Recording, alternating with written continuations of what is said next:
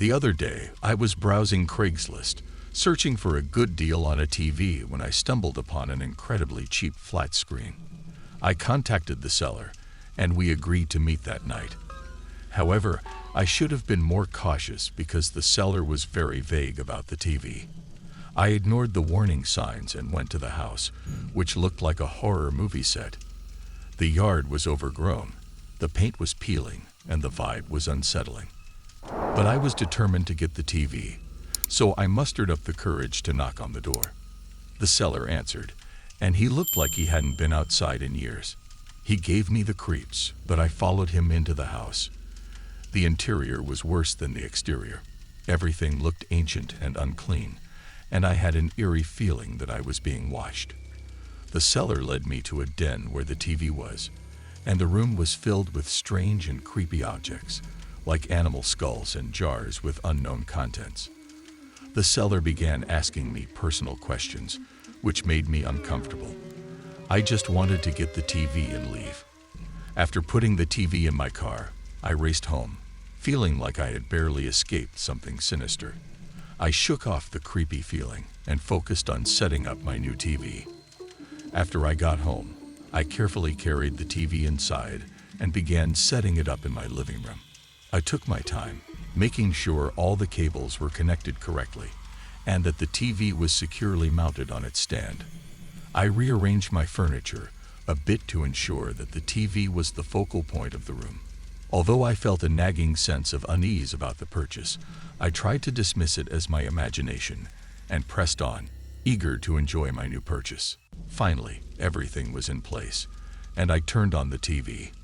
To my relief, the picture quality was fantastic, even better than I had hoped. I started flipping through the channels, getting more and more excited about my new TV. But then, I discovered a DVD still in the player. Part of me was curious about what the previous owner had been watching, but another part of me screamed that it was a bad idea. In the end, curiosity won out, and I hit play. What followed was beyond anything I could have imagined. Horrifying scenes played out one after another, and with each passing moment, my sense of dread grew. I was completely absorbed in the disturbing images, unable to look away or move. It was like I was trapped in a twisted nightmare, unable to wake up. When the video finally ended, I was left sitting in my dimly lit living room, completely shaken by what I had seen. My heart raced, and my hands were clammy as I struggled to process the nightmare that had unfolded on my new TV screen. The feeling that I had brought something terrible into my home persisted, and I realized I had to dispose of that DVD as soon as possible. After summoning the courage to eject the disc and throw it away, I sat in the darkness trying to calm down. Every creak and groan in the house made me jump, and I couldn't forget the horrifying images that had been seared into my mind. I came to the realization that my new TV would never bring me joy, but instead would always be associated with the terror that I had witnessed. Now you might think that I should have returned the TV or called the police, but I was at a loss. Would the authorities even believe me? I had walked right into this situation, and I couldn't prove that the seller had any malicious intent. Furthermore, I had already thrown the DVD away, so any evidence was lost. I knew that I had to get rid of the TV. I couldn't bear the thought of it being in my house, knowing where it had come from, and what I had seen on that DVD, so I sold it for way less than what I paid for it. I didn't want to profit from something so disturbing. I just wanted it out of my life. So, there you have it. A creepy Craigslist experience. I'm not entirely sure what the lesson is here. Perhaps it's that some deals are too good to be true, or maybe it's just to trust your instincts when something feels off. All I know is that I'll never look at a flat screen TV the same way again. As for that house and the creepy seller, I still think about them from time to time and wonder what other dark secrets they might be hiding. It's a mystery that I never want to unravel. Perhaps you have heard some incredible tales of online shopping, but let me share my own topsy-turvy experience. I was in the market for a new car, but my budget was tight. After days of browsing ads on Craigslist, hoping to find a hidden gem among the heaps of junk, I finally stumbled upon a listing that caught my eye. The price for an older sedan was unbelievably low, and the photos showed a car that appeared to be in good condition. The seller, Clanky, was moving overseas and needed to sell the car quickly. I decided to take the risk and contacted him. We exchanged a few messages, and he seemed reasonable. He agreed to meet me in a busy public parking lot during daylight hours, which I believed would ensure my safety, as I had heard horror stories about Craigslist deals gone awry. I brought a friend along to be extra cautious. When we arrived, the car was already there, and it looked even better than the pictures. The seller was a middle-aged man who appeared normal and greeted us warmly. He seemed genuinely eager to sell the car, and we spent some time chatting about its history. He was upfront about any issues he had with it and answered all my questions. As I inspected the car, my friend kept an eye on the seller, just in case. The car's exterior and interior appeared to be well maintained, and the engine sounded solid. The seller had all the paperwork in order, including maintenance records and a clean title. At this point, I was feeling quite confident about the purchase. We wrapped up the deal, and the seller seemed relieved to have the car off his hands. He wished me luck with my new ride, and we parted ways. My friend and I were thrilled and couldn't believe our good fortune. It felt like we had scored the deal of the century. At first, everything was perfect. The car drove smoothly, and I was delighted with my purchase. But then, I decided to give the car a thorough clean to make it feel like my own. I began with the interior, eliminating any remaining trash and wiping down all surfaces. After that, I turned my attention to the trunk. As I opened it, I was confronted with a chaotic mess. There were random bits of junk, like old rags, a rusty tire iron, and a tangle of bungee cords. I sorted through the clutter, organizing everything neatly. That's when I discovered a gun wrapped in a filthy cloth and concealed beneath the spare tire. Panic engulfed me as I comprehended the gravity of what I had found. It wasn't just any gun. It was covered in dried brownish stains that looked eerily like blood. I was terrified and unsure of what to do next. I had just purchased a car from a stranger, and now I had stumbled upon a possible murder weapon in the trunk. My mind raced with thoughts of what could have happened, and the feeling in my gut told me that I was in danger. After a few minutes of panicking, I knew I had to take action. I carefully put the gun back in the trunk, closed it immediately, and drove to the closest police station. I explained the situation to the officers, who listened attentively, and took the gun for further examination. The following days were a whirlwind of emotions. The police informed me that the gun was, indeed, linked to a murder that had occurred several years before. The case had gone cold, and the discovery of the weapon injected new life into the investigation. The police expressed their gratitude for my cooperation and gave me reassurance that they would leave no stone unturned in their pursuit of the truth. Throughout the investigation, I was constantly haunted by the thought that I had been driving around with a murder weapon concealed in my car trunk, completely oblivious to the potential danger that could have been looming. The police kept me informed on the progress of the case, and eventually, they stumbled upon a shocking revelation. It turned out that the person from whom I had purchased the car was the brother of the person responsible for the murder. The seller had attempted to destroy the evidence before anyone could connect the dots. When faced with questioning from the police, he buckled under pressure and admitted to his involvement in the cover-up. As a result, the murderer was arrested, and the victim's family finally obtained the closure they had been seeking for so long. Throughout this entire ordeal, I remained in a state of disbelief. It was a stark reminder of the potential dangers that lurk behind seemingly innocuous online transactions. Eventually, I decided to sell the car. It was forever tarnished by its dark past, and I knew I wouldn't be able to enjoy driving it, knowing what had happened. Before listing it, I made sure that the trunk was spotless, determined to prevent anyone else from going through the nightmare that I had endured. You know how people are always searching for their big break in the job market. That was me some time ago. Fresh out of college with a marketing degree, I was eager to land my dream job. After numerous unsuccessful job applications and interviews, I resorted to Craigslist, a platform that may seem unusual to some. However, desperate times call for desperate measures. I spent hours scrolling through job listings, applying for any marketing position that was remotely relevant. Then one day, I chanced upon a post for a marketing agency that appeared too good to be true. They offered great pay, flexible working hours, and ample opportunities for growth. I crossed my fingers and hoped for the best. To my surprise, I received an email almost immediately, inviting me for an interview the next day. I was ecstatic at the thought of this being my big break. However, upon arriving at the address provided, I realized that something was off. The building was old and rundown, not at all like the swanky marketing agency I had imagined. Nonetheless, I decided to give it a shot, thinking that they were just starting out and hadn't had a chance to upgrade their office space yet. Upon entering, the receptionist barely acknowledged me and directed me to a cramped waiting area. I sat there nervously, trying to shake off the bad vibes I was getting from the place. After what felt like an eternity, a man finally emerged to conduct my interview.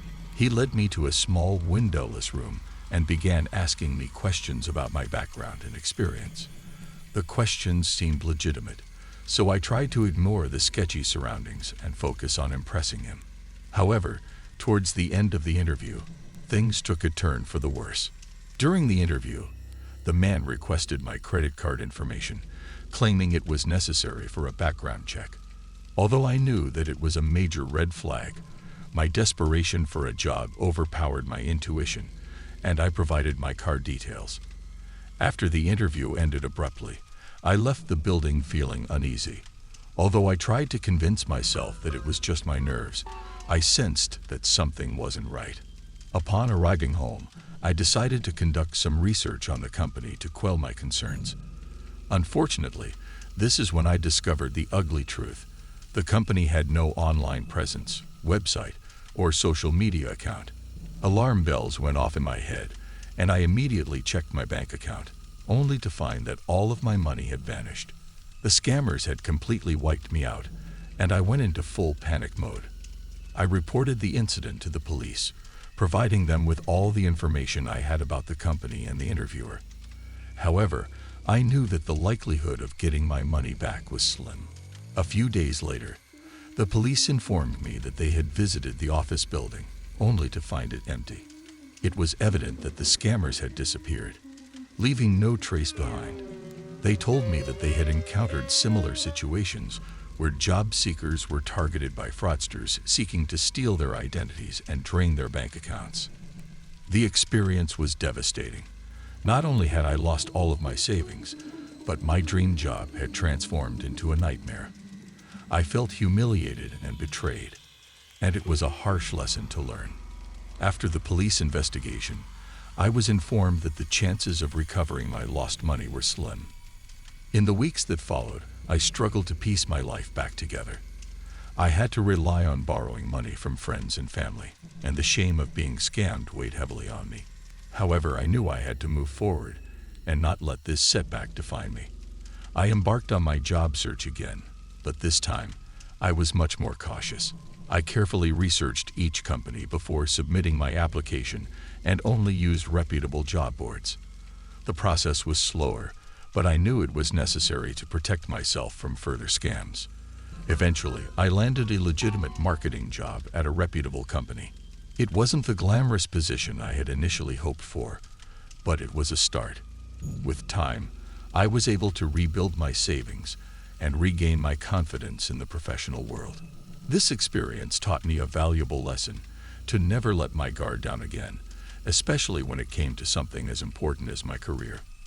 My story serves as a warning to others to always trust their instincts and thoroughly research any opportunities before sharing personal information. The world can be a scary place, and it's up to us to protect ourselves and stay vigilant against potential dangers. Let me share with you the creepiest experience of my life. I still get goosebumps thinking about it, but it's time to share. It all began when I needed a new couch for my apartment, and turned to Craigslist to find a good deal. After some scrolling, I stumbled upon a listing that seemed too good to be true. A large L-shaped couch in excellent condition for only $50, and the seller lived just 20 minutes away from me. I messaged them, and they responded quickly, saying I could pick it up the next day. Excited to have found such a great deal, I borrowed a friend's truck and headed over to the seller's address. However, I soon realized that the rundown house at the end of the long dirt road hadn't been maintained in years, setting the stage for a typical horror movie. But I wasn't going to let some creepy vibes stand between me and a cheap couch. As I pulled up, the seller, a tall and lanky man with shaggy hair and raggedy clothes, was waiting for me outside. He looked like he hadn't showered in a while, but I didn't want to judge him too harshly. Maybe he was just down on his luck. We exchanged brief pleasantries, and he showed me the couch, which was sitting in the yard. To my surprise, it was in great condition, and I couldn't wait to bring it back to my place. As the guy helped me onto the truck, I noticed something strange. Muffled noises coming from inside the house, as if someone was trying to scream but couldn't quite make the sound. It freaked me out a bit, but I convinced myself it was just the wind or something. Before leaving, the guy gave me an old, worn-out book that belonged to his grandmother. I took it to be polite, but the intense stare he gave me made me feel uncomfortable. At home, I started unloading the couch and realized the book was a photo album. The black and white pictures showed various people posing in front of the same house where I had picked up the couch. The people in the photos had a blank, emotionless look on their faces that seriously creeped me out. Over the next few weeks, weird things started happening around my apartment. Objects moving on their own, and waking up feeling like someone was watching me. I brushed it off as my imagination running wild because of the creepy photo album. Then, one night, I had a terrifying dream. I was back at the old house, and the guy who sold me the couch was staring at me with that same intense look. I could hear those muffled screams again, much louder this time, coming from right behind me. Paralyzed with fear, I wanted to turn around and see what was causing the noise, but I couldn't move as the screams got louder and more desperate. I was jolted awake, drenched in sweat. It was evident that something was seriously wrong, and I could no longer ignore it. I decided to investigate the history of the house where I had collected the couch. After some online digging, I discovered that the house had a dark past. It had once been a family home, but the locals reported unexplained deaths and strange occurrences. The house was believed to be cursed, but I had been unaware of this. It seemed as though the negative energy from the house had followed me home, and the only solution was to remove the couch and the photo album. I went to a thrift store and sold the couch for almost the same amount I paid for it. I didn't want to dispose of the book, so I left it in a box at the doorstep of the house where I had purchased it. Although I enjoyed the couch, the strange vibes from the seller made it too unsettling to keep. Remember, when purchasing a bargain on Craigslist, the cost may be more than you bargained for. Okay, let me share a story about a job I found on Craigslist that turned out to be more than I expected. I had just graduated from college and was struggling to find work. One day, while browsing Craigslist for job opportunities, I came across a listing for a personal assistant position. The pay was decent, and the hours were flexible. It seemed like a good job to take until I found something better. I applied, and to my surprise, I received an email back from the employer, who went by the initials JS, within a few hours. They were impressed with my resume and wanted to hire me. The job involved running errands, paperwork, and odd jobs as needed. I found it odd that there was no interview, but I was desperate to start working, so I didn't question it. On my first day, JS sent me a list of tasks and an address where I needed to pick up some packages. The address turned out to be a rundown storage facility on the outskirts of town, which made me a bit uneasy. Nevertheless, I went inside to find the unit. The storage unit was packed with boxes, all sealed with heavy-duty tape. JS had given me specific instructions about which boxes to take and which to leave behind.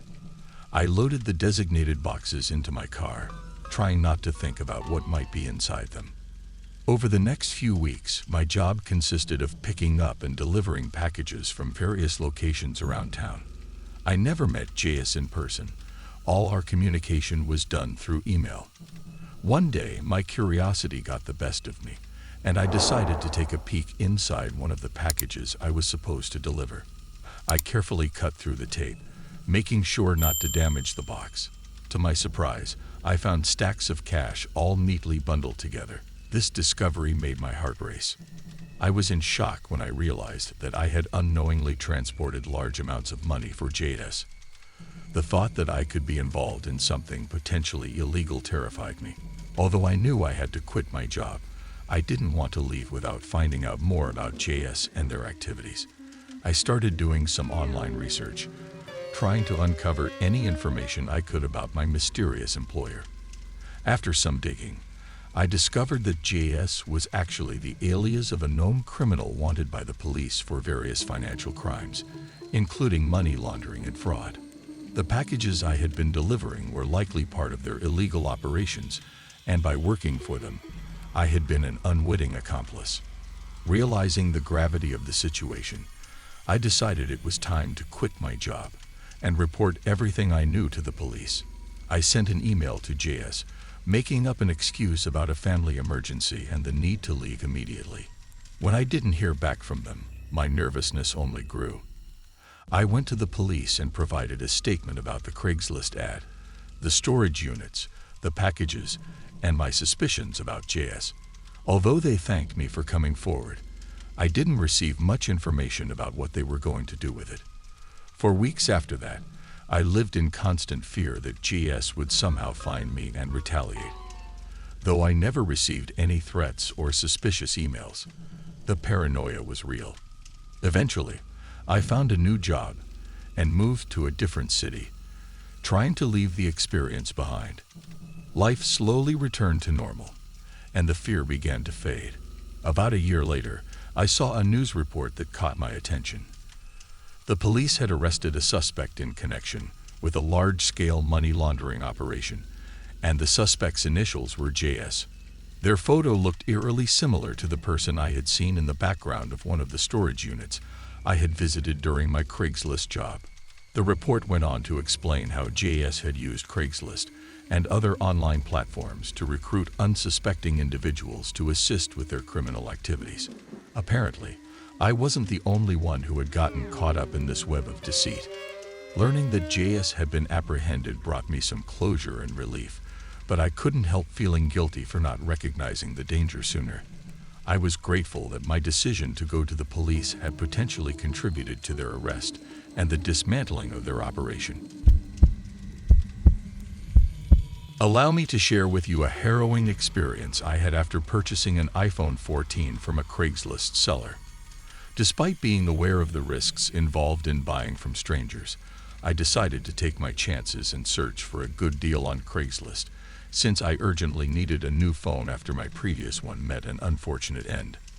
After browsing through various listings, I stumbled upon an iPhone 14 in near-perfect condition at a surprisingly low price.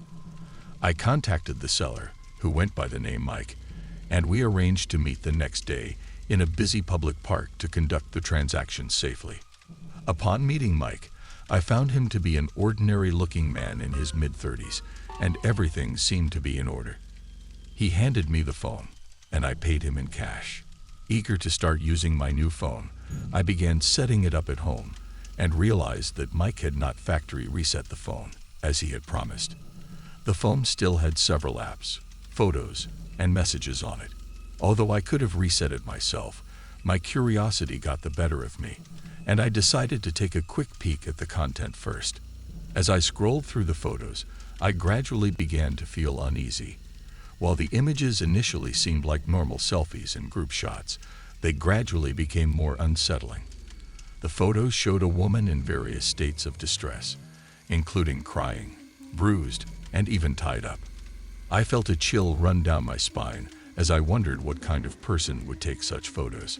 I couldn't help but speculate that Mike might not be as normal as he had seemed.